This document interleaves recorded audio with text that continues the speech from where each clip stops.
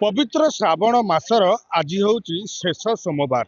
आशार प्रसिद्ध शैवपीठ बाबा धवलेश्वर पीठ हो उठी चलचंचल आउ घंट घंटी बोल बम हर हर बम ध्वनि प्रकम्पित होउछि धवलेश्वर पीठ। तो धवलेश्वर पीठ रे आज बाबा धवलेश्वर को जल लगी कारण अभिषेक प्रिय होउछंती बाबा धवलेश्वर। तो ये श्रावण मासरे बाबा धवलेश्वर को जल लगी कले मानसिक पूरण होता है। तो आज आउ गोटे दृश्य देखा मिलूँ जड़े श्रद्धालु निजक महादेव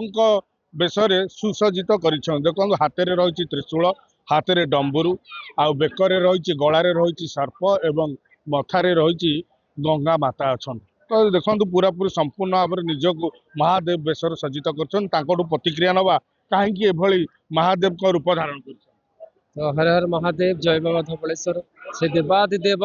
महादेव धवलेश्वर को मुझे बहुत भल पाए। तो प्रत्येक वर्ष धरी मुझे वर्ष फास्ट धवलेश्वर आसी फास्ट वर्ष गेटअप होगी आसी कि चंद्रशेखर को बहुत भल पाए। कति मुझे 20 वर्ष भितर गोटे गोटे गेटअप चेंज कर प्रत्येक वर्ष किंतु धवलेश्वर जेहेतु आम घर पाखे बाबा मु फास्ट गोटे बेश आसी बाबा गोटे संपूर्ण दृश्य मत दुशिला राति प्रभुंर कौन बराद है से महादेव को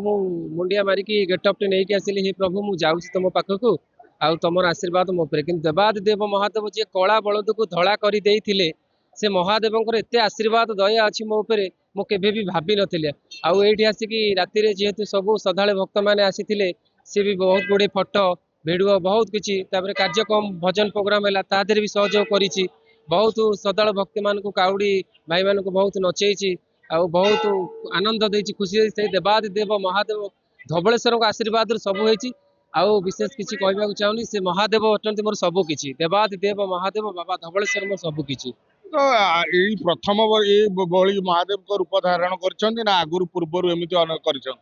तो मु धवलेश्वर ये फास्ट वर्ष जेहतु बाबा गोटे माने मत गोटे आसला एमती गोटे किसी बाबा सबकि मत दुशिला शनिवार तो मुझे रविवार बाध्य हली यहाँ किंतु मु 20 वर्ष है चंद्रशेखर बाबा कपिलास बाबा कति 20 वर्ष है जाऊँगी गोटे गोटे गोटे गोटे गेटअप मुझे जाऊँगी महा माने चंद्रशेखर बाबा को बहुत भल पाए धवलेश्वर को भी बहुत भल पाए महादेव एतिक आशीर्वाद मो उपर अच्छे दुनिया जिते दिन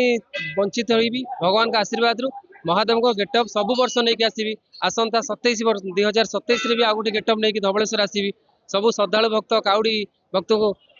नचेबी झुमेबी सब किसी से बाबा आशीर्वाद करी से महादेव आशीर्वाद मो पर रही। तो जो भाव देखुले महादेव जो बेश धारण कर तो समस्ते सेल्फी नौ किए फटो उठाऊ सेल्फी नौ महादेव साथी। तो आज जेहेतु शेष सोमवार श्रावणर तो आज कौन स्वतंत्र नीतिकांति थिला कौन बेसी विशेष स्वतंत्र विषय धारण कर। जय बाबा धवलेश्वर पूजक श्री कीर्तिगढ़पत्री आज हूँ श्रावण मासर शेष सोमवार चतुर्थ सोमवार बाबा धवलेश्वर पीठ नाही नथिबा भिड़ बाबांकर आज रात्र 3 घंटिका समय द्वार पीठा नीति आरंभ होता 108 सुभाषित जल रे बाबा को स्नान करा स्नान पर मंगल आरती करा मंगल आरती स्वल्प बेश करा जो श्रद्धा भक्त मैंने धाड़ी बांधि छिड़ा होते बाबा मस्तक पर जलाभिषेक करने से सुजोग पाई बाबा मस्तक पर जलाभिषेक कर सारापर प्रभु धवलेश्वर को दर्शन करते जेहेतु आज सोमवार बाबा सबुठार प्रिय वेश हूँ बड़ सिंहार वेश आज ड्राई फ्रुट रे काजू किसमिश चेरी पिस्ता खजूरी रे ड्राई फ्रुट समग्र भारत ओडिशावासी को दर्शन दौरान प्रभु धवलेश्वर धवलेश्वर हूँ डाकिले ओ कला ठाकुर कला बलदर धड़ होकर नामकरण धवलेश्वर ये जो अलौकिक पीठ चारिपटे महानदी भूगर्भ गोटा टापू पर विराजमान कर प्रभु धवलेश्वर शिव होती जलप्रिय जे कि श्रावण मासर जो भक्तटीए बाबा मस्तक पर जलार्पण कर कोटि जन्मर पुण्य फल पाई धवलेश्वर आज मध्याह्न अन्न डालमा खीरी खेचड़ी भोग लगी संध्यारे स्नान कर संध्या आरती कर शयन पूर्व दही पखाड़ भोग लगी जेहेतु सोमवार बाबा को दर्शन करे थरटीए दर्शन कर मानसिक रखिले प्रभु धवलेश्वर समस्त मनोकामना पूर्ण करेंगे। जय धवलेश्वर। तो जो भाव में शुणुले अच्छा श्रद्धालु किसी आज जल लगी करने आसी प्रतिक्रिया नवा तो केते वर्ष आप जल लगी करने कौन कह मोर आज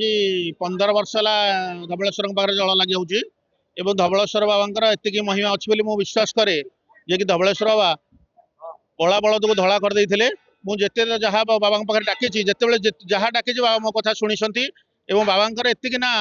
आम अंचल आठगड़ अंचल जहाँ ना सारा ओडिशा भी लोक एठिक दौड़ुंट धबलेश्वर बाबा धबलेश्वर बाबा प्रति एमती विश्वास थाऊ एमती अखंड विश्वास थाऊ आम एमती सब वर्ष एमती आम मानसिक पूरण धबलेश्वर बाबा को आसी था। ଆଉ ଜଣେ ଶ୍ରଦ୍ଧାଳୁ ଅଛନ୍ତି କଣ କହିବେ ଆପଣ? हर हर महादेव जय जगन्नाथ। एबे आमे अछु तो धबलेश्वर रे तो प्रति वर्ष